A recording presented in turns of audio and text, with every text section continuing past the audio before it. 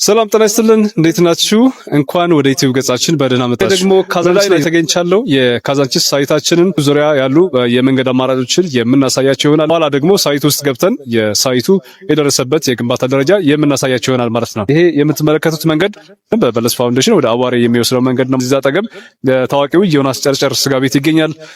በዚህም በኩል ስታዩ ደግሞ ቀጥታ ወደ ባምቢስ ታችኛ መስመር ደግሞ ወደ መገናኛ የሚወስደው አስፋልት ላይ ያለ ነው ማለት ነው። ስለዚህ እዚህ ሴንተር ላይ ነው ያለው ሳይታችን። የምትመለከቱት መንገድ ወደ ጠማማ ፎቅ በኩል ወደ 4 ኪሎ የሚወስደው አዲሱ ዋን ዌይ አስፋልት ነው ማለት ነው። ስለዚህ ሳይታችን እዚህ በጣም ወሳኝ በሆኑ ቦታዎች ላይ የሚገኝ ሳይት ነው ማለት ነው።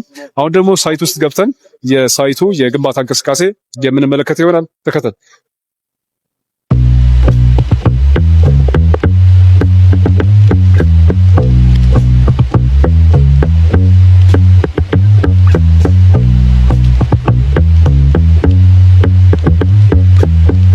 ተመልካቾቻችን ካዛንቺስ ሳይት ውስጥ ላይ ተገኝተናል።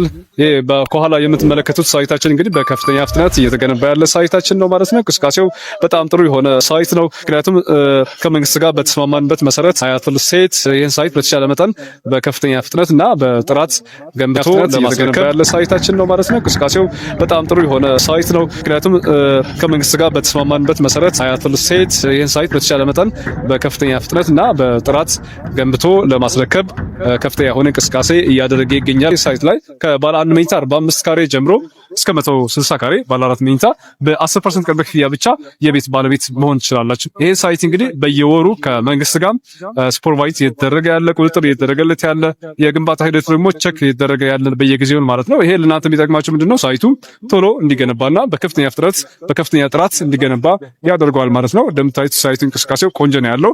ስለዚህ በዚህ ሳይት ላይ በ10% ቅድመ ክፍያ ቀጣይ ክፍያዎች በፕሮግረስ መሰረት የምትከፍሉት። ከዚህ በፊትም ስለ ካዛንቺስ ሳይት በጣም ብዙ መረጃ ሰጠናችኋል። መለስ ብላችሁ ደግሞ ዩቲዩብ ቻናላችንን ማይላችሁ ከታች በማስቀመጥላችሁ ስልክ ቁጥር ደውላችሁ የቤቶች ካሬ ዋጋ፣ አጠቃላይ የቤቶች የካሬ አማራጮች በተመለከተ ሁሉንም መረጃዎች በዋትስአፕ እና በቴሌግራም የምልክላችሁ ይሆናል። ካዛንቺስ ሳይት እንግዲህ ከዚህ በፊት ባወራነው መሰረት በ70/30 የግንባታ ሂደት ነው የሚሰራው። መንግስት ከግል የሪል ስቴት አልሚዎች ጋር ባደረገው ስምምነት መሰረት ሪል ስቴቶቹ ቤቶች የሚገነቡ ይሆናል። ቤቶቹ መጨረሻ ላይ ከተገነቡ በኋላ መንግስት የራሱ ድርሻ የሚወስድ ይሆናል ማለት ነው። ግንባታና ሁሉንም ነገር የፋይናንስ ስራውንም የሚሰራው በሪል ስቴቶች ነው። የመንግስት ድርሻ እዚህ ጋር በየጊዜው እየመጣ የግንባታ ሂደቱ መቆጣጠር፣ ጥራቱንም ቼክ ማድረግ፣ በተለይ ደግሞ መንግስት በቅርቡ ለግሪን ኤሪያ ኮሪደር ልማቱ ከፍ ያለ ቦታ እየሰጠን ያለው። ስለዚህ ይሄ ሳይትም 60% የህዝብ አገልግሎት የሚሰጡ ትልቅ ተቋማት እዚህ የሚገነብ ይሆናል። ፐብሊክ ፕላዛዎች፣ ትምህርት ቤቶች፣ ኬጂ ትምህርት ቤቶች የሚገነብ ይሆናል ማለት ነው። ከዚህ በተጨማሪ ደግሞ ሌሎች ትልቅ ፐብሊክ ፕላዛዎች የሚገነብ ይሆናል። በተለያየ አገልግሎት የሚውሉ ሱቆች የሚኖራቸው ፕላዛዎች እዚህ ሳይት ላይ የሚገነብ ይሆናል ማለት ነው።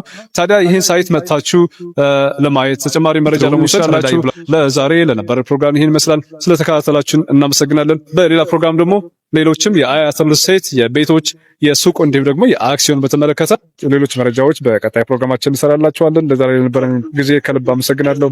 መልካም ጊዜ ሆናችሁ።